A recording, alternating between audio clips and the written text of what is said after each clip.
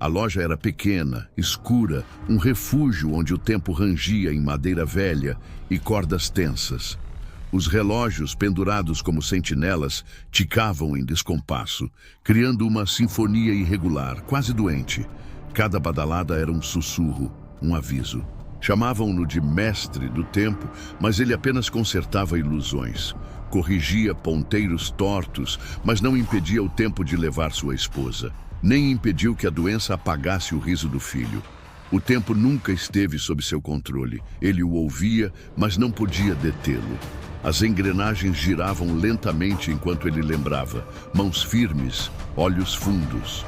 Nos dedos, o cheiro eterno de metal e óleo. Sobre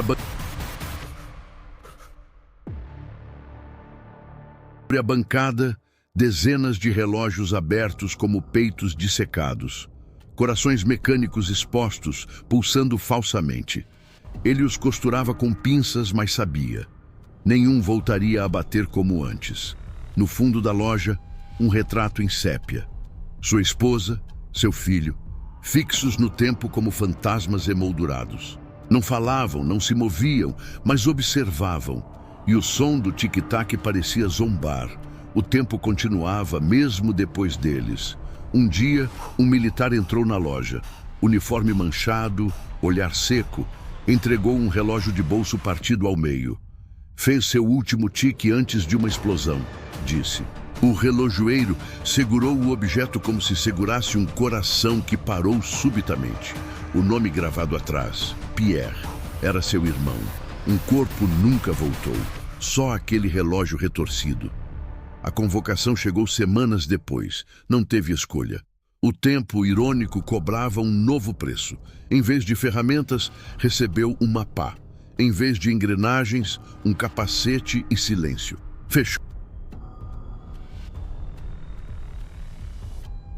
Fechou a loja no dia seguinte. Os relógios continuaram a bater por alguns dias sozinhos. Depois, um por um, foram parando. Como corações que cansam de esperar. O tempo ali dentro morreu em silêncio. O trem cortava a madrugada como uma serpente de ferro sem alma. Não havia conversa, apenas os rangidos metálicos e o som abafado de respirações contidas. Ao lado dele, soldados jovens com olhos arregalados. Ainda não sabiam que estavam mortos por dentro. Ele observava o reflexo na janela. O rosto que via ali não era mais o seu. Era o de um estranho, esculpido em silêncio e poeira. O campo de guerra não era um lugar, era um estado do espírito. A lama parecia querer engolir tudo: botas, homens, esperanças. Ele, antes mestre do tempo, agora mergulhava em trincheiras onde os minutos não passavam, apenas se arrastavam como vermes. O céu estava sempre cinza, o cheiro de podridão impregnado no vento. Seu trabalho? Alimentar os que restavam. Virou cozinheiro de guerra, servindo sopa aguada para fantasmas fardados. Cada concha era um gesto automático, como dar colheradas ao próprio vazio. Ratos corriam sobre os caixotes de farinha.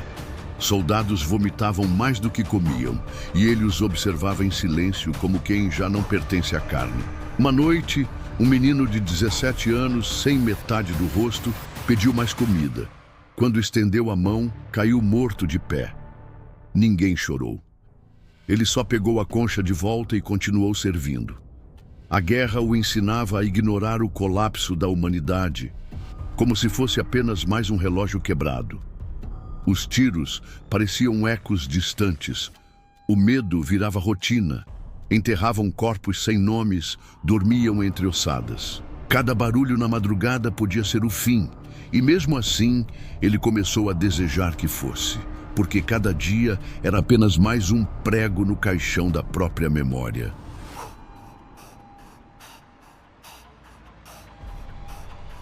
Um dia, encontrou um relógio de pulso ainda funcionando preso no braço decepado de um soldado. Pegou-o, limpou com a manga e o guardou no bolso. Continuava ticando, um som frágil, um milagre mecânico em meio ao apodrecimento da carne. Chorou em silêncio pela primeira vez desde que deixou a loja. Ele parou de contar os dias, parou de ouvir os nomes. No campo, o tempo não corria, apenas escorria como sangue quente na terra fria. E ali, naquele barro eterno, ele morreu pela primeira vez. O que restou foi o corpo e o tic-tac de um relógio roubado de um braço morto. Não houve batalha, só fumaça, gritos em outro idioma e um baque seco na nuca. Quando acordou, a lama havia sumido, mas o fedor era o mesmo. Estava num galpão de madeira, com dezenas de outros homens de olhos ocos e bocas caladas. Um campo de prisioneiros onde o tempo não passava. Ele apenas mofava. Os dias eram todos iguais. Acordar ao som de correntes, comer pão embolorado, contar os vivos. Eles não falavam mais nomes, apenas números. Ele era o 52, o homem do relógio que ainda funcionava no bolso. O tic-tac parecia zombar do silêncio absoluto. Os guardas não gritavam, observavam, como se os prisioneiros fossem ratos num labirinto de barro e frio. Quando chovia, dormiam de pé. Quando fazia sol, queimavam em fila. Um a um, iam desaparecendo. Alguns enlouqueciam. Outros apenas deitavam e não acordavam mais. Ele passou a marcar os dias, arranhando o interior da parede com um prego. Não para saber quanto tempo passou, mas para se lembrar que ainda existia. Um traço por dia, cada um mais fundo. Quando faltava força, mordia o lábio até sangrar para não esquecer quem era.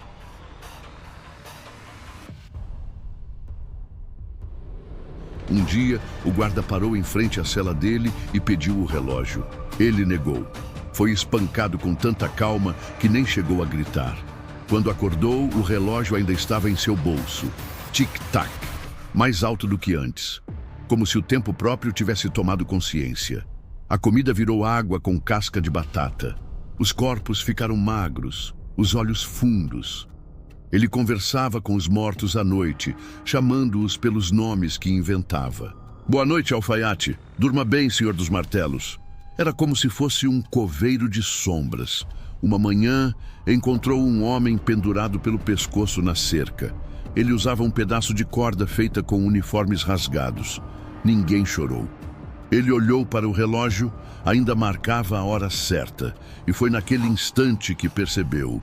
Ali, o tempo era o único que jamais seria libertado. Quando o portão rangeu, não houve anúncio de liberdade. Só um empurrão seco e a chuva que começava a cair. A cerca ficou para trás, mas nada adiante parecia diferente. O mundo era apenas um grande campo de lama. Ele caminhou sem saber para onde. Não voltava para casa. Ela não existia mais. Não voltava para a família. Ninguém esperava por ele. Voltava apenas para o mundo que seguiu sem ele, como se tivesse sido apagado de todas as memórias. O relógio ainda funcionava.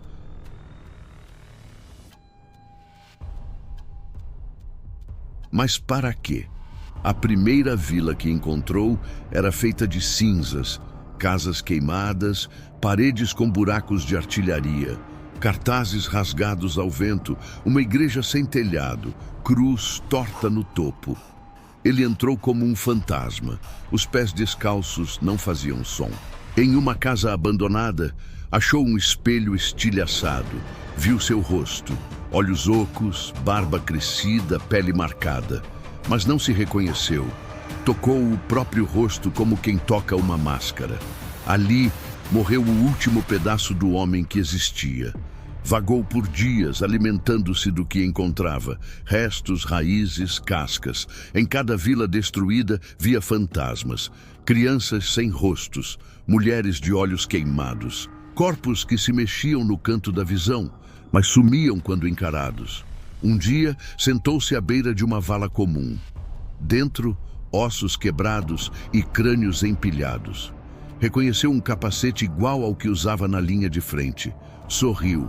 O primeiro sorriso em anos. Mas foi um sorriso vazio, sem dentes. Deitou na terra, o relógio ao lado. Tic-tac. Olhou o céu sem estrelas. E compreendeu. Não havia retorno. Só restos e ossos.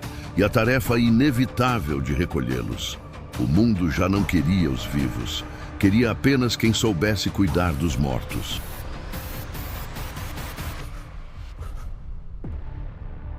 A floresta estava imóvel, como se o mundo contivesse a respiração. Ele não procurava mais por vida, procurava restos. Sob a folhagem úmida, seus dedos encontraram um osso.